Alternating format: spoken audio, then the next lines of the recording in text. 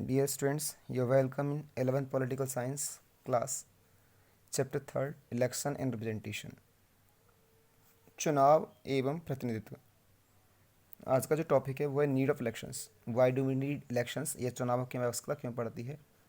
तो फर्स्ट है formation of government, सरकारों के निर्माण के लिए इलेक्शंस की ज़रूरत होती है। बेस ऑफ डेमोक्रेसी, जो इलेक्शंस होते हैं वो चुनाव का लोकतंत्र का आधार होते हैं। किसी भी लोकतंत्र को तब तक लोकतंत्र नहीं कहा जाता जब तक कि वहाँ पर इलेक्शंस की प्रोसेस ना हो। थर्ड है to elect the representative of people, जनता के प्रतिनिधियों को चयन करने के लिए, चुनने के लिए इलेक्शंस की आवश्यकता पड़ती है। नेक्स्ट है to help to form people welfare schemes. ये जो इलेक्शंस होते हैं वो हेल्प करते हैं किसमें, जन कल्याणकारी योजनाओं को बनाने में जनता की मदद करते हैं। क्योंकि जनता क्या करती है, अपने रिप्रेजेंटेटिव्स को क्या करती है, इलेक्ट करती है। और जो इलेक्टेड जो रिप्रेजेंटेटिव्स होते हैं वो क्या बनाते हैं, पीपल वेलफेयर स्कीम्स को लॉन्च करते हैं, प्रिपेयर करते हैं। To run a national properly, किसी भी देश को ठीक ढंग से, उचित ढंग से चलाने के लिए, तालमेल से चलाने के लिए इलेक्शंस की आवश्यकता पड़ती है। अगर मान ली कोई एक व्यक्ति पूरे देश को, जैसे भारत जैसे बड़े देश को चलाए, तो कहाँ पर क्या हो रहा है, किस गांव में क्या हो रहा है, किस तहसील में क्या हो रहा है, किस ज़िले में क्या हो रहा है, ये देख पाना काफ़ी मुश्किल काम है। लेकिन रिप्रेजेंटेटिव्स के थ्रू वो पता लगाता रहता है कि कहाँ पर क्या हो रहा है। What makes in elections democratic, elections को डेमोक्रेटिक कौन कौन से तत्व बनाते हैं, या किस इलेक्शन को कह सकते हैं कि डेमोक्रेटिक है। तो फर्स्ट है जब इलेक्शंस में वन पर्सन को वन वोट देने का अधिकार हो और उसकी वैल्यू भी वन मानी जाए, तो उनको क्या मानेंगे हम, उस इलेक्शंस को डेमोक्रेटिक मानेंगे। फ्री एंड फेयर इलेक्शंस हो, जो चुनाव हों वो निष्पक्ष हों तथा उसमें किसी प्रकार की कोई मेल प्रैक्टिस ना की गई हो, मेल प्रैक्टिस में धांधलेबाजी ना की गई हो, ऐसे चुनाव को स्वतंत्र एवं निष्पक्ष मानेंगे। इलेक्शंस जो होने चाहिए पीरियडिकल बेस पर होने चाहिए, एक निश्चित समय अंतराल के बाद चुनावों का होना ज़रूरी होना चाहिए। जैसे हमारे देश में हर 5 वर्ष के बाद चुनाव होते हैं। चॉइस टू इलेक्ट रिप्रेजेंटेटिव्स, अगर किसी इलेक्शंस में जनता के पास चॉइस होती है कि वो अपने रिप्रेजेंटेटिव्स को, अपने प्रतिनिधियों को चुने, तो ऐसे इलेक्शंस को भी हम डेमोक्रेटिक कहेंगे। और जो डिसीजन लिए जाएं वो जनता के चुने हुए प्रतिनिधियों के द्वारा लिए जाएं, तब भी हम उस इलेक्शन को डेमोक्रेटिक कह सकते हैं। तो these are the conditions of a true democracy या ट्रू इलेक्शंस इन डेमोक्रेसी।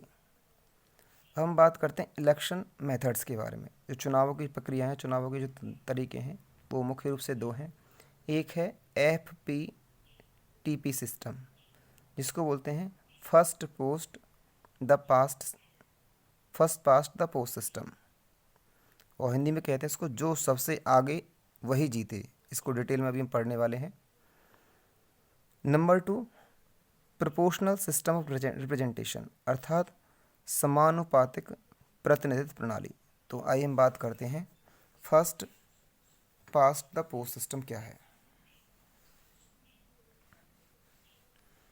तो first past the post system में क्या होता है, इसको हिंदी में कहते हैं जो सबसे आगे वही जीते प्रणाली। इस सिस्टम में जो होता है, देश को डिवाइड कर दिया जाता है a single member territorial constituencies of equal size, समान आकार के एक सदस्य वाले निर्वाचन क्षेत्र में पूरे देश को बदल दिया जाता है। वोटर्स जो होते हैं चूज़ करते हैं ए सिंगल कैंडिडेट को by marking against his name, उस कैंडिडेट के नाम के सामने वो मार्क करते हैं, उसको वोट देते हैं। और candidates who get the highest number of votes, और जिस कैंडिडेट को सबसे ज़्यादा वोट मिलती हैं, मत मिलते हैं, चाहे वो लेस देन हाफ ही क्यों ना हो, हाफ द वोट्स पोल, चाहे जैसे 100 वोट डाली गई हैं, 100 में से 50 से भी अगर कम वोट हैं, लेकिन वो जितने भी उम्मीदवार खड़े हुए हैं उनमें सबसे आगे है, तो उसको विनर डिक्लेयर किया जाएगा। This system has also been named as plurality system of representation. इस तरह की जो व्यवस्था है चुनाव की, उसको प्लूरलिटी सिस्टम ऑफ रिप्रेजेंटेशन भी कहते हैं। प्लूरलिटी मतलब होता है मेजॉरिटी के बेस पर या बहुसंख्या के आधार पर प्रतिनिधित्व करना। तो हमारे यहाँ पर जो देश में इस प्रकार की प्रणाली है, एपीटीपी सिस्टम है। हमारे यहाँ पर जब भी सरपंच या मेंबर्स या इनके इलेक्शंस होते हैं, लोकसभा के जो इलेक्शंस होते हैं, उनमें जिस उम्मीदवार को सबसे ज़्यादा वोट मिलती हैं उसको क्या माना जाता है, विजयी घोषित किया जाता है। तो ऐसे क्या एपीटीपी सिस्टम है कि जो सबसे आगे वही जीते। अब मान लीजिए 3 कैंडिडेट खड़े हुए हैं, 100 टोटल वोट पड़ी हैं और कैंडिडेट हैं टोटल 3। अब इन 3 कैंडिडेट हैं, candidate A, candidate be, candidate सी। इस एक को मिले मान लीजिए इसमें वोट 35, एक को मिले 20 और एक को मिले 45, 45, 5, 50, 30, 80, 20। तो ठीक है।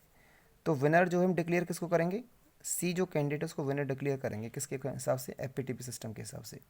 हालांकि इसका जो परसेंटेज 50% से कम है, लेकिन ये सबसे आगे है वोट प्राप्त करने में, तो इसको क्या कहेंगे, एपीटीपी सिस्टम। अब बात करते हैं एपीटीपी सिस्टम की मेरिट्स कौन कौन सी हैं, और इसके बाद बात करेंगे इसकी डीमेरिट्स कौन कौन सी हैं। तो एपीटीपी सिस्टम की जो मेरिट्स हैं, फर्स्ट है it is easy to operate. इसको ऑपरेट करना काफ़ी आसान होता है। ऑपरेट करना आसान कैसे, कैंडिडेट जितने भी खड़े होना चाहें डेमोक्रेसी खड़े हो सकते हैं, लेकिन इनमें सबसे ज़्यादा वोट जिसको मिलेंगे उसको विनर डिक्लेयर कर देंगे। तो क्या है, ये है इजी प्रोसेस है। It establish A clear link between representatives and constituencies. यह कॉन्स्टिट्यूंसीज और जो रिप्रेजेंटेटिव्स होते हैं उनके बीच में क्लियर लिंक जो है एस्टेब्लिश करता है। It allows government to have a clear mandate.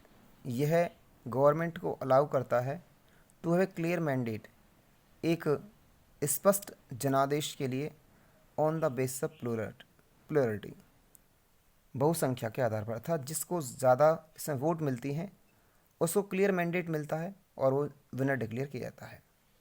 अब बात करते हैं इसकी डीमेरिट्स ऑफ एपीटीपी सिस्टम। एपीटीपी सिस्टम की जो डीमेरिट्स हैं वो कौन कौन सी हैं।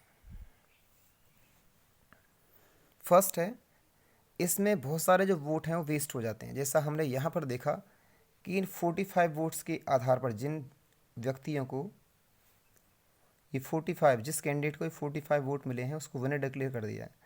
लेकिन अगर हम देखें तो हमने 35 + 20 अर्थात 55 जो वोट्स थे उनकी अनदेखी की। अब जो डिसीजन होंगे वो किसके बेस पर होंगे, इन कैंडिडेट्स के आधार पर हो सकते हैं।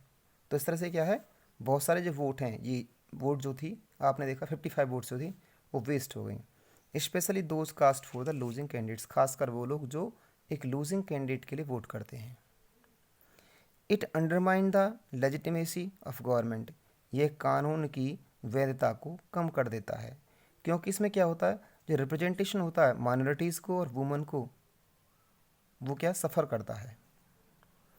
और लास्ट है, सम सोशल जो ग्रुप्स होते हैं, माइनॉरिटीज़ हैं, वो क्या है इसमें अनरिप्रेजेंटेड रह सकती हैं। जैसे मान ली इसमें कुछ माइनॉरिटीज़ थे, उन्हें लगता था कि ये जो कैंडिडेट है हमारे लिए ज़्यादा बेटर है, तो उन्होंने इस कैंडिडेट को 10 मान ली 10 वोटर्स थे, उन्होंने इसको वोट दिया।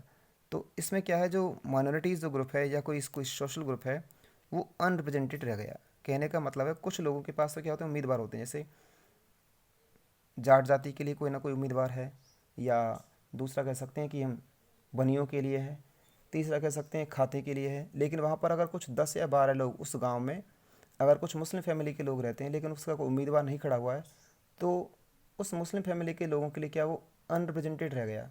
क्योंकि वहाँ पर क्या बाकी जातियों के लिए तो क्या है उनके कैंडिडेट खड़े हुए हैं, लेकिन उनके लिए कोई कैंडिडेट वहाँ पर नहीं है। धन्यवाद।